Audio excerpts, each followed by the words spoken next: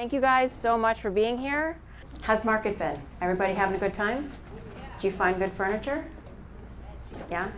I'm thrilled to have you in this showroom because this is a best kept secret. So before you leave, check out the furniture. Go test that drawer. Go find out where it is made, how it is made, because it's impressive. You've got this level of quality for this price. Like, this is one of those gems that I want everyone to go and find.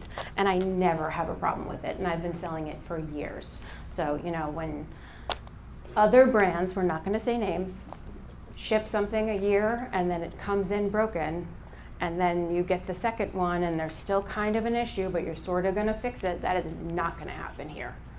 So that is tremendous. And of course, the customer service is amazing. So Levi, I hate to distract you. You wanna come up and say a couple things? That we're just honored that you have decided to be kind and host us here, have all these lovely ladies in your showroom. Absolutely. We have a unique culture here in this building, and a lot of you know about it already, but the American-made culture, especially on this floor. We got Temple across the hall, Parker Southern. We got across the hall, Green Gable, and their special, beautiful furniture, and of course Zimmerman chair, and it's all American-made. And so, of course, Zimmerman chair is all made in Pennsylvania, ships from Pennsylvania, and the company's owned by the Zimmerman family. Glenn Zimmerman has 4 sons. They're all involved in the company. So it's a great company to work for, and I'm pleased to host you here today. So we have a team of sales reps. We do open design counts, and also we have flagship stores in the territories that have designer programs. So one way or the other, and of course Heather with the Design Collaborative can also take care of helping you get to the Zimmerman product, of course being part of her collaborative company. So we're pleased to have you here. And let's all give an applause for Heather to put this together. Thank you so much. All right, so a little bit about me. My name is Heather McManus, and I created the Designers Collaborative officially a little bit longer, I would say like 7 years, because it started with 5 people in my dining room because I needed this. And I said, other designers must be struggling with this too. So at that point, more people asked to join because it's a struggle. And it grew and it grew, and then it became official like 5 years ago. So we are officially in business 5 years. It has been amazing to watch it grow, not just with how many vendors we have, but how many members. We are 500 members strong right now, all across the US. We have Canada, and we even have somebody in the Virgin Islands. It's been incredible to watch the journey. I have gotten to the point where I don't even want to have my design business. I just need to focus on the Designers Collaborative. It is a full-time job, and I don't need to be like distracted with all of those other things too. So the creative process, when you have a design in your mind, to actually see it in real life is a special thing. And I thought I was gonna miss it so much because I don't do it as often now. I still have one last client who like won't end, but we're getting there. I love that you laugh. My husband goes, isn't that a good thing? Yeah. So it has been an honor to watch our members come in and then suddenly say, okay, I'm ready to hire, and I've got the money because of this group. I'm ready to open a showroom, and I've been able to do it because of this group. And so I may not see the room transform, but I'm seeing these members transform, and it's just as good. It's like such a good feeling. I love it. So that's the Designers Collaborative. We're a membership based, just so you know, it's $5.99 for the year. You make one rug sale and you've paid for it. It's a really amazing group of helpful designers. We have a Facebook group and everyone's in there like I don't even need to say anything anymore. You guys got this, like covered. And we have all walks of life. We have people who have showrooms, we have people who are single entrepreneurs, the newbie, and when you join, we do a lot of education. So you are gonna get thrown into the deep end, but we're giving you floaties. So you're gonna learn. We got you. So that's about me. Now I want you to meet the amazing panelists who have been so gracious to join me here on stage. They're a powerhouse of knowledge and wisdom, so I know you're gonna take good nuggets from this.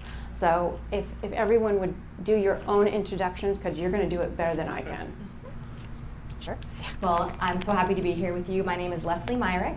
I am a residential interior designer, been in the industry about 18 years and on my own for 8. I am originally from Canada, but now in Macon, Georgia, so I've moved all over the place, specializing in multi-room remodels, new construction, full service projects.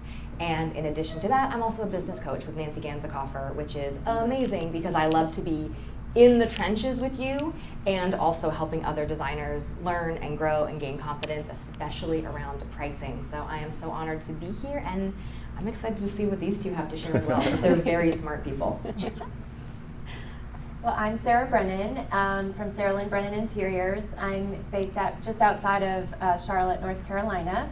I have been in business this is going on my 7th year, and I found out about this group super early, and it has been life-changing for me and my business, so we'll talk about that today.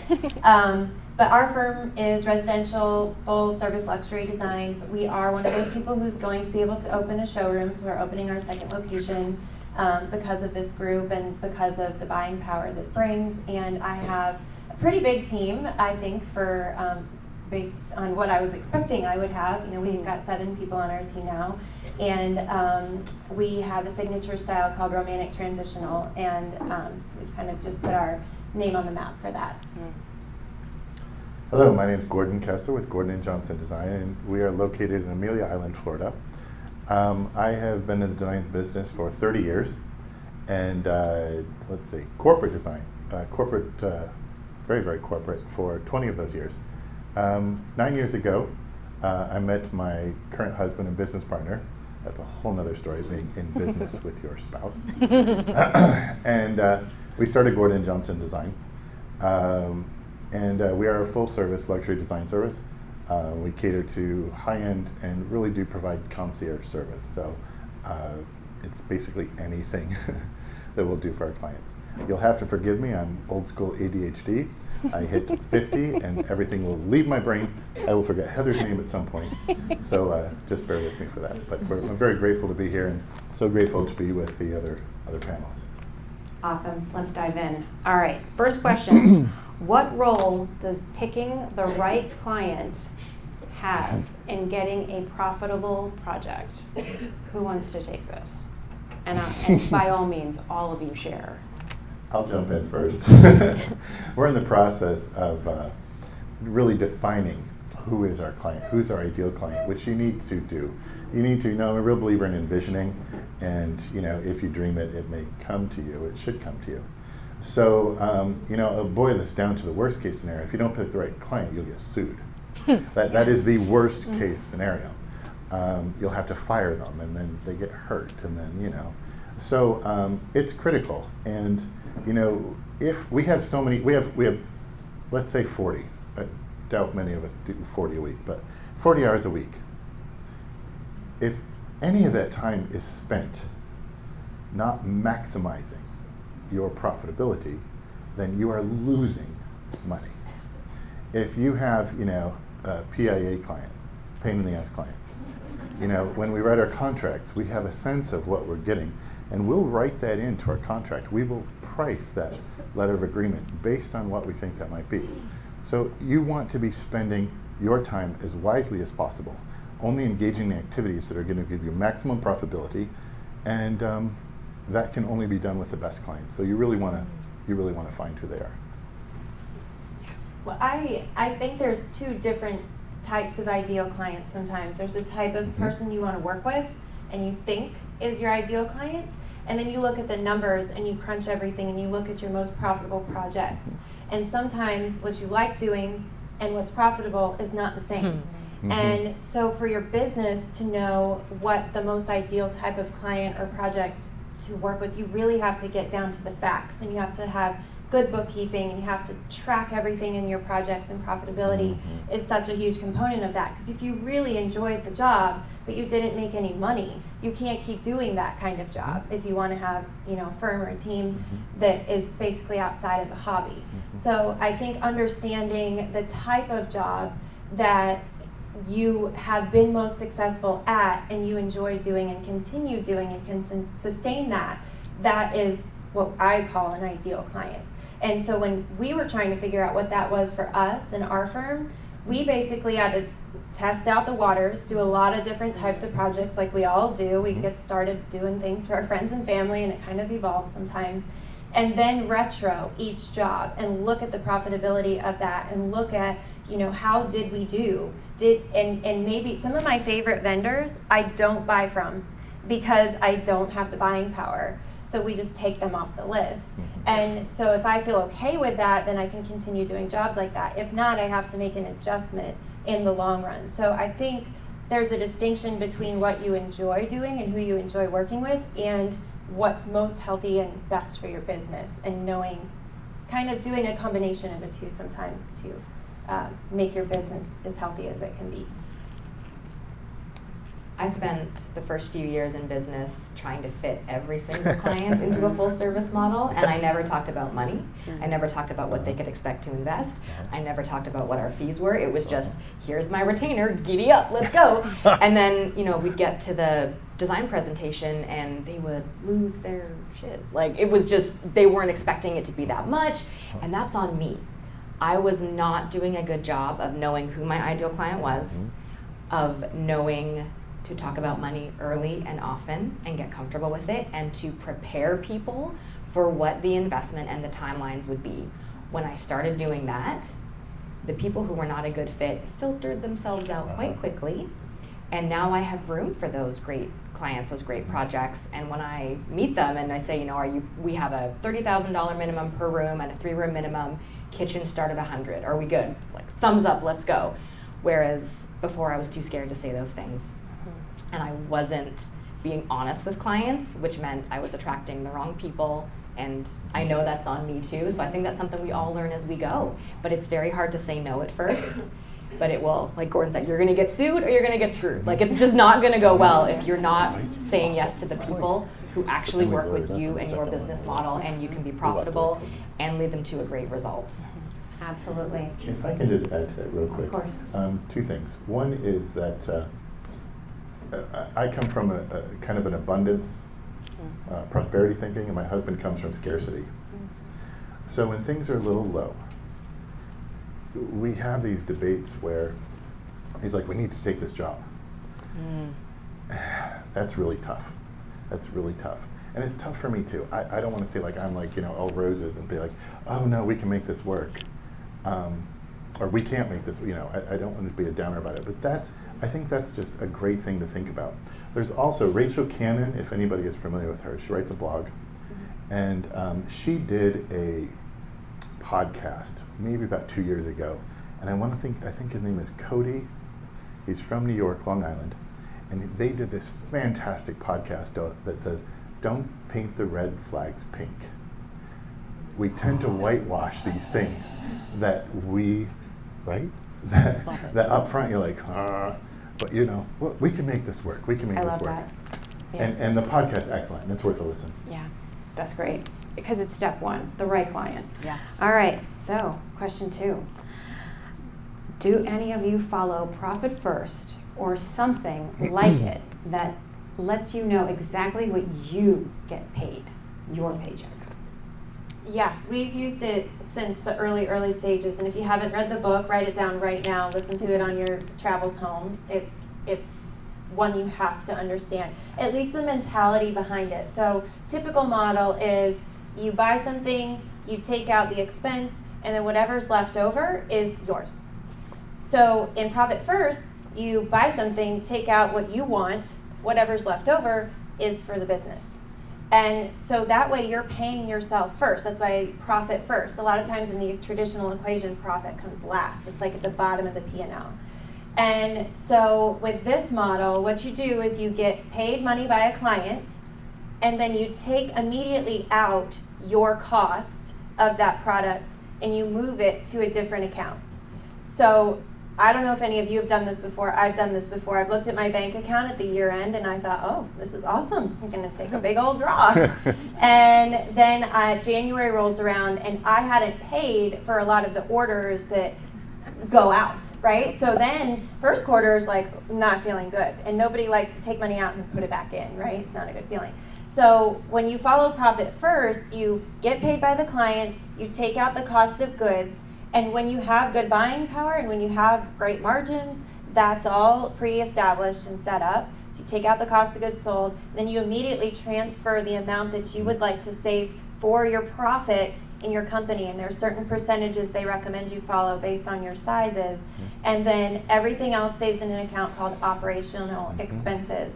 And you figure out what is it that your day-to-day cost is, your overhead, your employees, your payroll, your cars, all the things that are on your cost to be open number. And that profit first model ensures that right when you take out your cost of goods sold, you're also putting into that profit. So that at the end of every couple weeks, or there are certain increments that they tell you to follow, you take that draw so that you know you're having that profitable business, or you reinvest into different programs like TDC or something like that, where you can use that money towards something better in your business. But profit comes first, not last. And that's kind of the whole shift in the mentality. We started with TDC about 5 years ago. So it was pre-COVID. And at that time, our business history is, we started the business in 2014.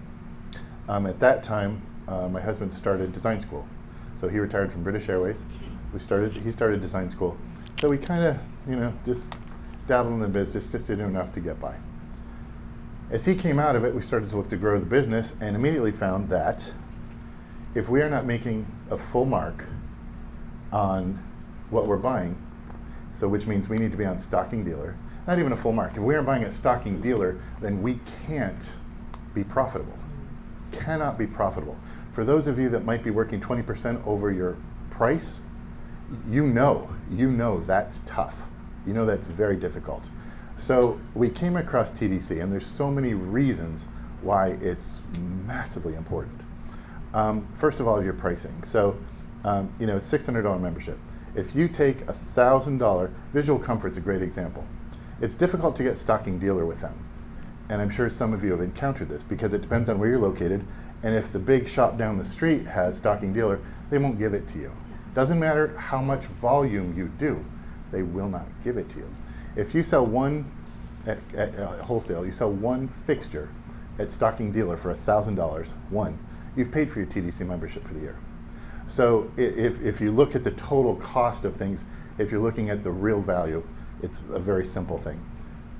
We started doing this, and first of all, and again, a number of different planes. One of the most important things you need is community.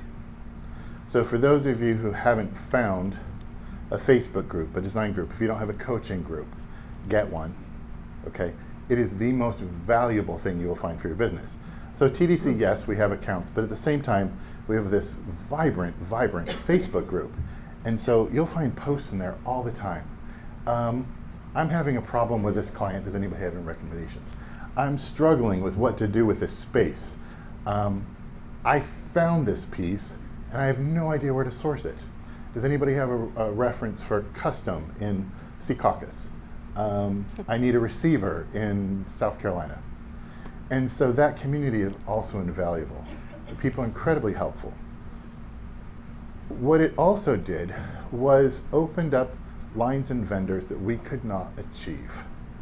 So in a new design business, we want to buy hickory chair. Yeah, not happening. Not for, you're going to pay 20%. You're going to pay retail, that's 20%. It doesn't work. So when we started working more with luxury lines, which were now attainable, it raised the level of our clientele. It raised the scope and the look of our projects, which then, after photographing them and getting them a portfolio and using them, so it becomes this kind of snowball effect. And it has been, I would say, the single greatest thing we've done in our business. Like Gordon said, you cannot stay in business making 20% on furniture. On average, your business as a whole, between design fees and any other revenue generators, you need to be about 40 to 60% profit margin to be profitable and be thumbs upping and successful and all that good stuff. And I was at the point where I was kind of thinking, do I even want to be doing full service? Like, it is so hard as a solo designer. And I so admire people like Sara who have this team and they're growing. I'm like, I just like being me and a couple virtual assistant. Like, I don't want that, which makes it very hard to have that buying power. I'm not spending $1 million a year on furniture. I can't personally go that deep with vendors and get those deep discounts. And what I have found with TDC is, first of all, sometimes I'm like, this stuff is really that cheap? Like, seriously? This is what people get to pay for this? Yes. But not only can I mark things up very comfortably, 40, 60%, there are plenty of vendors that I've bought through TDC where I can mark up 100%, 125%, and still be 200%. Under retail. And by retail, I'm not talking about that BS price list that everyone sends out. You're like, no one's paying those prices. The website price. Yes, but if you Google it, whatever the IMAP price is, even making 100%, 200% on some items and brands and vendors, like, it's a total freaking win-win. Like, we're actually making money and full service is fun again. The clients are thrilled because I don't promise discounts. We talk about proposing things, I can't remember the exact wording I used in my contract, but like, fair market value or commercially available retail, something like that. Anytime I can extend a little bit of savings when it makes sense, rugs, sofas, bigger ticket items, the clients are thrilled because they know I'm looking out for them and I'm still profitable. And that was not happening without TDC. And I've only been with them a little over a year now. And I'm like, just do it, just join it. I was hesitant. I'm like, $600 for a year. Yeah. They keep saying it, but it's so true. You'll make the back on one item. We thought it was going to break us at the time. Yes, I get that at the feeling. time, You're we're like, how am I going to afford to join this? Yeah, and then you do the math and you're like, wait, this is a no-brainer. Yeah, and I waited till I had a full service project that was close to ordering. I wasn't going to join and just let it sit there, but as soon as I got in and saw the pricing, like, let's go. This is the way to do it, especially when you are smaller. You don't have that buying power. You're not spending the crazy minimums to get in with certain vendors. It gives you access and it completely elevates you and your brand and what you're able to deliver for your clients, even as a smaller design firm. Yeah. It also, as you learn and you grow through the process, it empowers you to, you get to explore these lines. So as you grow, it empowers you to get to the point where you have stocking dealer. You can do the $25,000 buy-in at Century. You can do it, and so we've become account holders now for 5 different accounts. And again, that wouldn't have happened without that. So it's very empowering, and Plus the community, and then we do masterminds every single month. Oh my gosh. So it's a topic, it's not just a random conversation. We will squirrel every once in a while, but it comes back to the topic again because everything relates to everything. So it is good. I also need to do a plug for Tracy and Heather, my business partner. So they, and I think you two will also speak to this. This group is so professionally run. Yeah. I've been part of other buying groups before. This group is incredibly professionally run, and they have standards and practices in place. They have protections in place. The membership rules are crystal clear. Mm-hmm. We have an advisory board, which helps if there's any disputes. Amen. Yeah, right. And so I really, that's something I think that's critical because it's not just the group, it's the leadership of the group, how it's run, just like any business. What I love about it is the back end of the software. There's a whole list of vendors, and they have them categorized by type of product, and they also have them categorized by price point. So we have our top 20 vendors that we know to go to for different things, but especially in my growing team, we go to TDC and we look at the back end of things, and if we're looking at lighting and there's like not anything we found that works for the client that we're looking for in a certain category, Yeah, then we'll yeah. go down the list and be like, oh, what's that one? Yes. Never heard of that. Go to their website, log in, and you get access to this vendor. It's kind of like being boots on the ground at High Point, but you have this access to this great vendor list that you didn't know existed because it's not in your typical repertoire. And another good thing about the back end is that when I have new hires, I send them to the orientations, and Heather takes care of that for me to teach the model. And it is complicated to learn at first because there's layers to it, and it has to be done right, and it protects all of us when we do it that way. But it's that training is there, and it's there monthly at a minimum.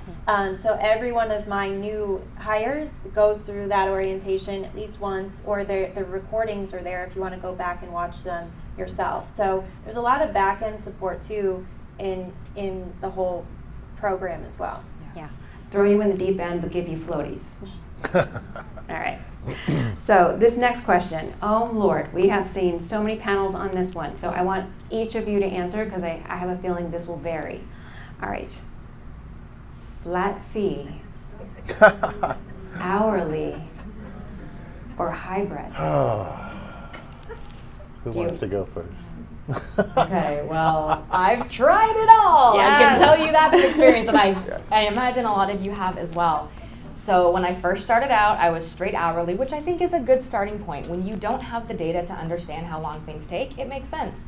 The mistake I made with hourly was saying it's a $2,500 retainer to get started, and after we hit the end of this, we'll switch to hourly billing.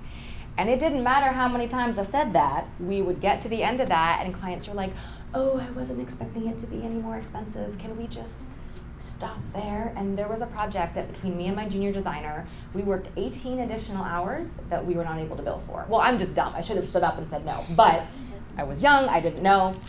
So I'm not saying hourly doesn't work, but there is a struggle if you cannot give your clients a confident estimate as to where it's going to land. They have no freaking idea how long everything takes. They don't know it's 100 hours to design a couple rooms and implement. Like, they just don't. So that's our job. And again, that was on me. I've learned a lot of this the hard way. I have also done true flat fee. I love the concept of it. It is sexy. It is easy. And again, on me, I don't think I did a good job of doing change orders or adding extra billing for unexpected things. And I sort of ran the numbers, and I remember one project at the time, my hourly rate was $150, and what I actually earned was about $72 an hour, which is not nothing, but come on, we all know, like, you cannot run a profitable business making that. So where I have landed, I'm not saying it's right or wrong, there's so many pros and cons to all the different methods, is a hybrid model. Nancy Ganzakoffer and I, and if you missed it earlier, I do business coaching as well. Nancy and I built this amazing flat fee calculator, well, not flat fee, this pricing calculator called The Key. I have a coupon code if you want to come see me after. And this came about because I have tried everything and I wasn't happy with it, and she has coached hundreds of designers, and we've all heard the same struggle. Like, pricing is the flippin' worst when you cannot get your head around it. And so where the high level of The Key is, it is flat fee for design, because that truly is the part we have the most control over. And you can be really profitable doing flat fee on design as you get faster, as you know your vendors, as you have great resources to turn to help with sourcing and ordering. And then we do hourly for implementation, purchasing, project management with an estimate. So we let clients know, like, what planet we're gonna be on. But it is still technically hourly. And what we do is, say we think it's gonna be 100 hours to implement, we bill for 50 hours in advance. Do not be collecting money in arrears ever in design. It's okay to ask for money up front.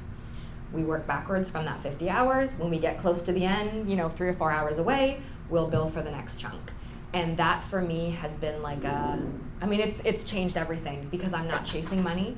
I don't have anxiety sending those invoices, because we've all done that where we're like, I don't want to do this and I'm just going to click send and go. Yeah. Or you take some time off your bill because you're like, oh, they won't pay that. Yeah. And then they still get mad at you, and then it sucks. So I know that's a lot of talking, but for me, I like the hybrid. I have found it's profitable and it's safe. And it has been a really good system to learn the hours and have that fee calculator to be upfront and be able to estimate that confidently and let clients know. And the key is what you've created Correct. as a result. Yes, the key is the flat fee. I keep saying flat fee. The fee calculator that Nancy and I built, and I mean the feedback we've gotten is amazing. I built it with her because I needed it, but I'm really glad that it can impact a lot of designers as well. So we're flat fee entirely the whole way through. We call out our fee in the early beginning of the process. It's by scope, and it's with limitations and boundaries. Mm-hmm. So we set all of our project dates at our first meeting. So we know that 4 weeks in, we're doing a concept meeting. 5 weeks after that, we will be doing the design plan meeting, and that is the day that they will be paying for their furnishings, and that's when you bring the big money. So if you got to move money around or whatever you got to do, that's the day, so they can plan for that too. And there's one round of revision built into each of those phases of design. So design concept gets 1 week of revision, and then design plan gets a revision if need be. And that's it. So if there's more revisions after that, then it does go to a scope of work of what we are revising. If there's 1 or 2 lamps left, then we may kind of get the gist and say, okay, we're going to waive the fee, let's get the lamps in the next round. But if it's a whole bunch of things, 3 sofas and a rug, then we'll come up with a new scope of work that says the revisions will cost this much. We will know when we're done when we've hit 2 rounds of presentations. And it's very, very important if you're doing a flat fee to set your dates and to set your ending points and what those deliverables will be when you get to those. So that way you know when you're done. And then you can measure when you've reached that point, and you can calculate that, okay, I'm never going to work more than this amount of time on this job because that's all I've allowed for. And then you move on to the next phase after they've ordered, and it's all included, and we've taken the time to kind of go through and measure that out. But having those parameters is the biggest thing, because it keeps you from browsing things that don't matter. Again, do the important things first. And if you're debating between 2 lamps, just pick one. They don't know what you didn't pick. If they don't like the one you picked, pick the other one in the revision round. They don't know, and the 2 lamps you're debating are better than anything they would have ever thought of in the entire world. I guarantee you that. So that's the part where you have to stop being a perfectionist and stop trying to find that perfect thing, because what you're curating with them is so much better than anything they could ever do. And so putting those parameters on your flat fee is huge. And we do it on a per space scope basis. So everything's outlined in the very, very beginning. Mid-project, if they want to add a room, then we create an addendum to the letter of agreement, new fee, new invoice, and then that gets added into the job at whatever pace we can make it work. But it's very much, hey, this is what we agreed to, and when you start getting outside of those lines, you just pull that agreement out and you see the scope and you're like, hey, it said 1 revision. We're on revision 4. And I was trying to, be cool with you about it, but this isn't how it works. And then you just kind of sometimes have to remind them. And I think we get afraid to stand in that really strong and say hey, this is what we agreed to. But they agreed to it, and you have to make sure they understand that when they sign it in the beginning. But for us, flat fee has been just so incredibly powerful because we've been able to kind of set our pace and we can project things. I know, right now, from now until the end of the year, I know what's possible for us to make. And I know if we don't sign a new client, any new client we sign into November, we won't be able to turn around that design before the end of the year. So it really helps you project your income as well when you know your dates. Yeah. So first of all, I want to say when we grow up, I hope to be where y'all are. Stop. Tell them. Does anybody here have a problem keeping track of time and statistics? Yes. Anyone? That's it? Just 2 of you? Come on. I know you're full of it right now. Okay, massive, all right? And my husband and I bring a lot of design to the table, not so much the statistical, analytical. That's a problem. I think we're also a culture of pleasers, which makes things difficult too. So we started with hourly, and then somebody introduced flat fee, and we're like, ooh, this is good. This is good, because we didn't have to work as hard, because we were not keeping track of time, we weren't keeping track of anything. So I went to hourly. And so, for example, oh my gosh, we had a contract out there probably about 3 years ago. I think we may have charged $65,000 for a 2.5 year project for a multi-billionaire, which really has nothing to do with it, but that gives you an idea of the scope. The new build is at $1,400 a square foot. The level of detail is unbelievable, and we grossly undercharged. Yeah. Also, we found that in our letter of agreement, we had a lot of parameters. So we included, I want to say, 20 hours of technical work. We've got maybe 800 plus. We didn't bill for it because we didn't even understand our letter of agreement. So many things like that. So there's a massive learning curve to this. We have now, then we flipped over to hourly, which we've been doing lately. We have to be very disciplined about tracking our time, because we do find ourselves saying, oh, you know what, I can't build up for that, I can't do this, I can't do this. Because I think most of us suffer from imposter syndrome, massively. I'm not really, they're gonna find out that I'm really full of it. I'm like totally bluffing my way through this, and they're gonna catch me at some point. And I think this is where you get to a point where I'm gonna kind of go off on a tangent a little bit, is that you need a business coach. That's one of the things, and there's many coaches at many different levels. I know Lesley and Nancy do a fantastic job. Fantastic. I know this for a fact. I followed them for a long time. We just engaged with Gail Doby and Aaron Weir through Pearl Consulting. There are many people out there, but this is where the rubber meets the road. And you need people with a lot of experience and a lot of knowledge about the business of design to help you and guide you to get you to where you want to go. So we're examining everything right now, and we've just started doing a hybrid. And so we will do a flat fee in a new build, for example. We'll do the hard spec, the builder specifications, as a flat fee, because those are pretty straightforward. And then we will go and do soft spec as an hourly. So all the furnishings we'll do hourly. It's again, I think I know one of you mentions, everything is paid for upfront. Everything is paid for upfront. 100% deposit on all your furnishings. You need a retainer for all of your work. And so we, again, when we started with hourly, we had a retainer, but then we'd let the retainer deplete. And then we say, and our policy was, well, if the retainer goes to 0, we are going to stop working until you pay us. Yeah, we never stopped working. And then they didn't pay us. So, these pitfalls are very common. I know I'm not telling you anything, most of you, that you haven't experienced. Gordon, it sounds like it's a lot trial and error, right? Yes, absolutely. You kind of tried something, Absolutely. but now the You gotta coach find your has way. to be kind of like, Yep, and they will guide you and they will direct you. Yep. Yeah. So obviously we can talk about that for a much longer time, and there's going to be many more talks on it. And I think it's you start with something and you feel how it is, but that key. Yeah. Why not just buy that? Yeah. Right. All right. Next question.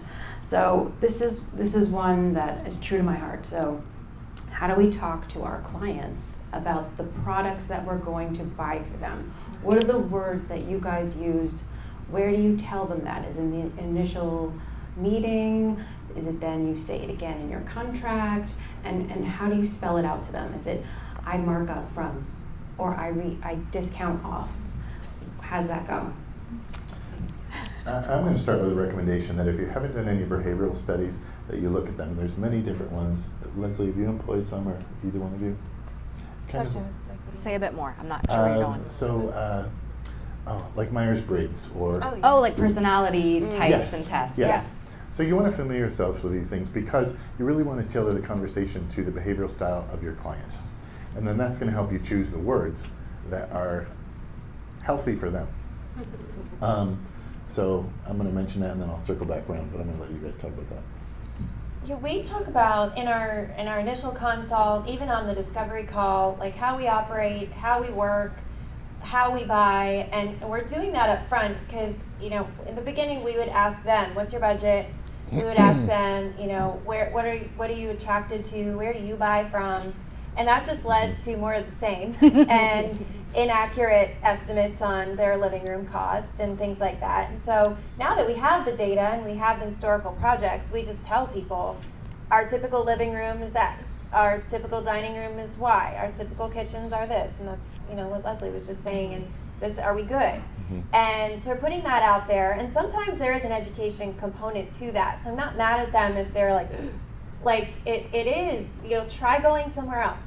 And that's what I love about like these groups that are so collaborative, is if we can all get on the same page with pricing and the way that we're buying and selling, then it comes down to picking the designer that's the best for the job, for the best for the client. It's not about competition. It's about who's the best fit and who's going to do the best for the job.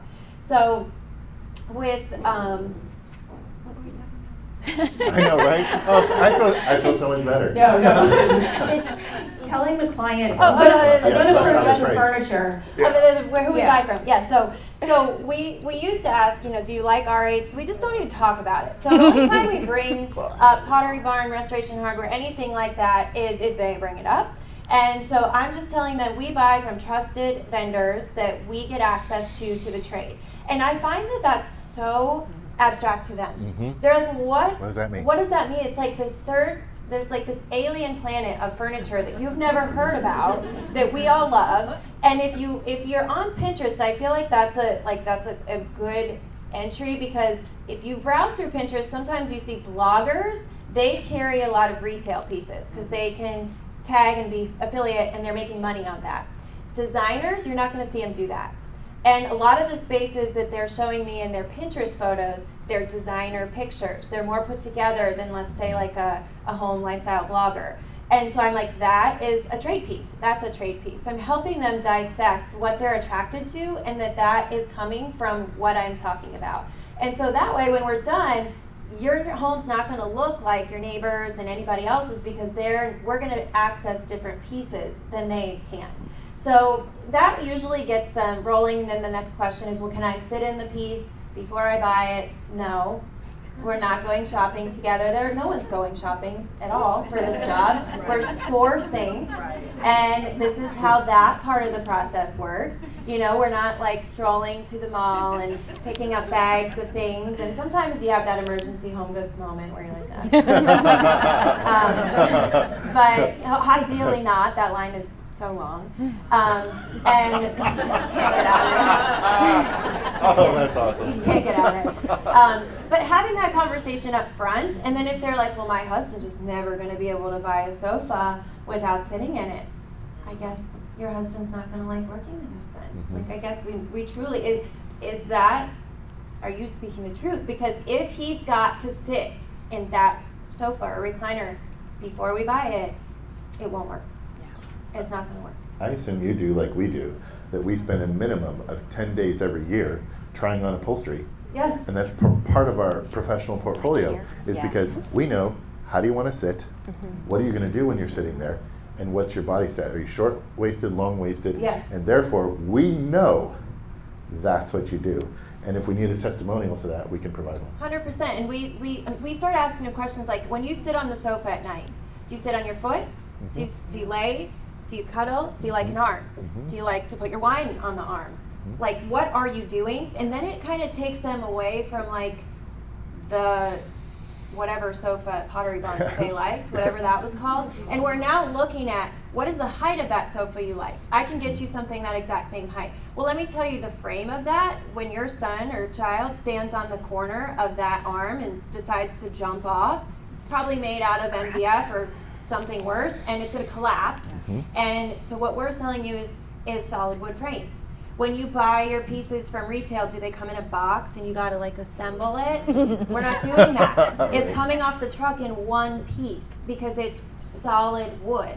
So I start to put the fear of God in them of like, are you sure you know how to do this? And are you sure that this huge investment you're gonna put in your furniture is gonna last? And if they're like, no, not, then they start to realize like, I can't really do this without you. I I don't know how to do this. And if they're fearful that their $10,000 sofa is not going to last them a while, then they might go with you just simply because they don't know how to do that any better. So you just reaffirm like the ways that you do it, why you do it, and don't talk about what you don't do. Like, I don't go to Pottery Barn.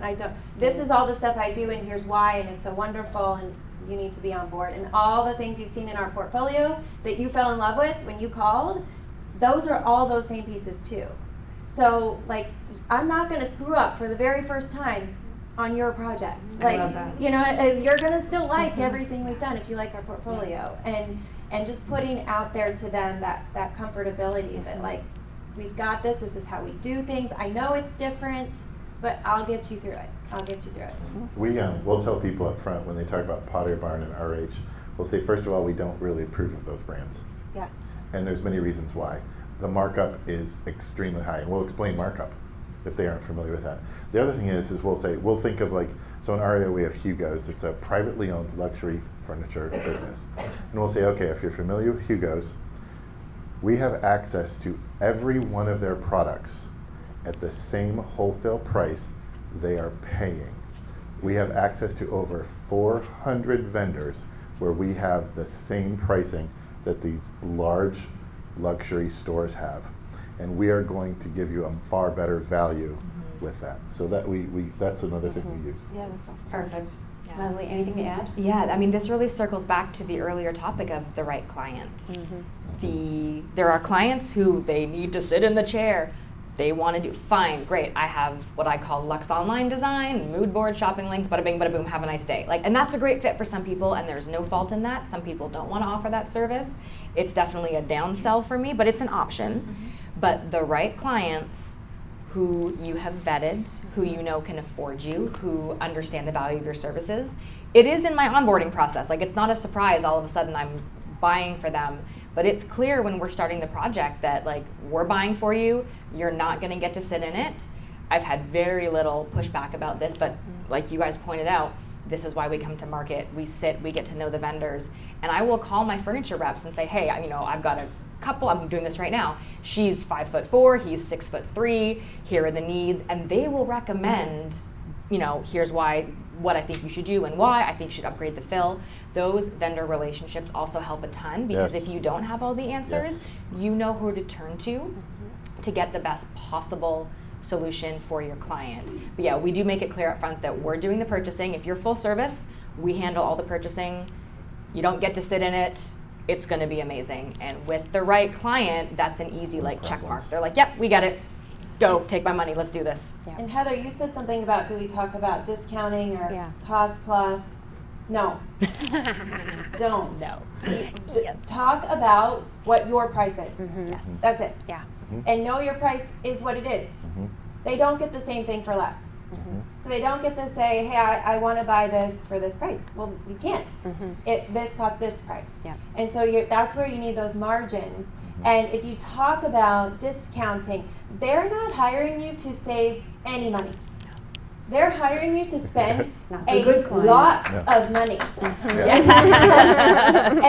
And it's not overcharging. They're not spending more money than they should somewhere else, but they're not hiring me to save money. They may be hiring me to save them from mistakes that translate to money.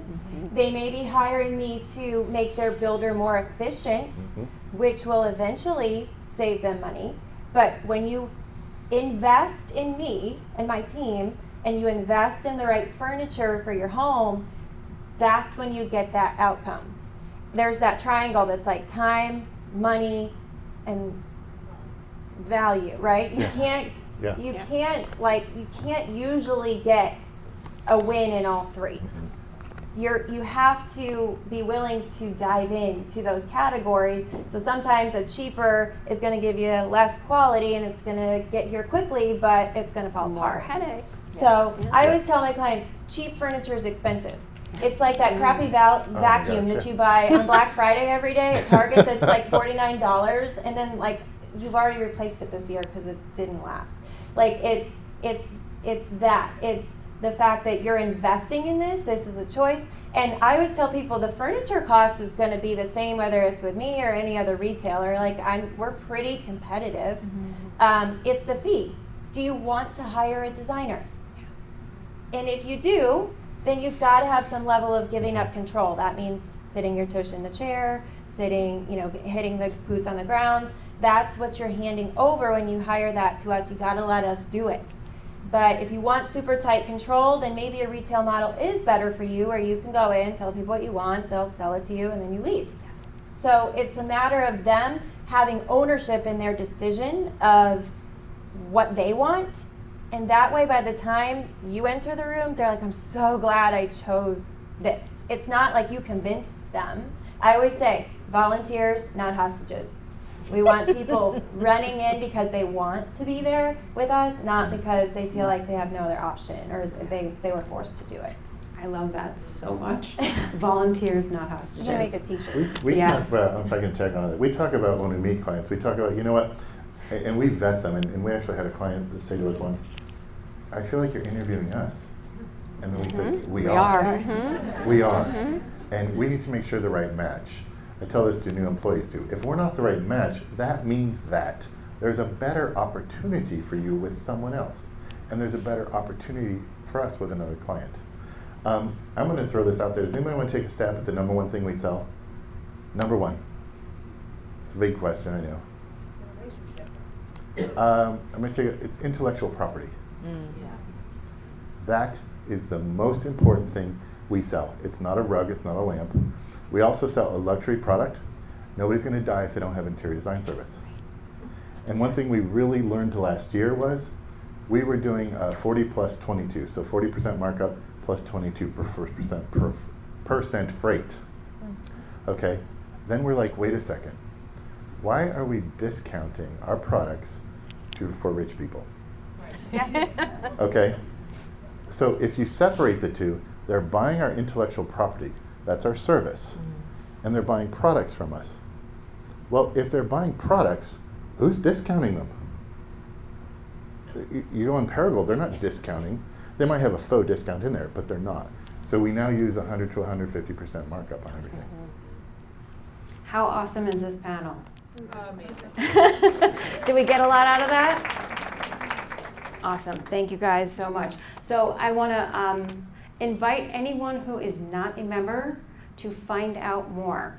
And I'm going to do a Zoom of Get to Know TDC next Wednesday. So give me your business cards and I will email you that invitation to the Zoom meeting so you can ask all of the questions and I will hold nothing back. And if you miss me somehow and I don't get your card, then it is up on Facebook so that you can go to the Designers Collaborative public-facing page and sign up there. Okay, thank you all so much. We have lunch. Since this room is amazingly crowded, I'm guessing it is in the other room as we were all sitting here. There are vegan options for you, so please enjoy and thank you so much for being here.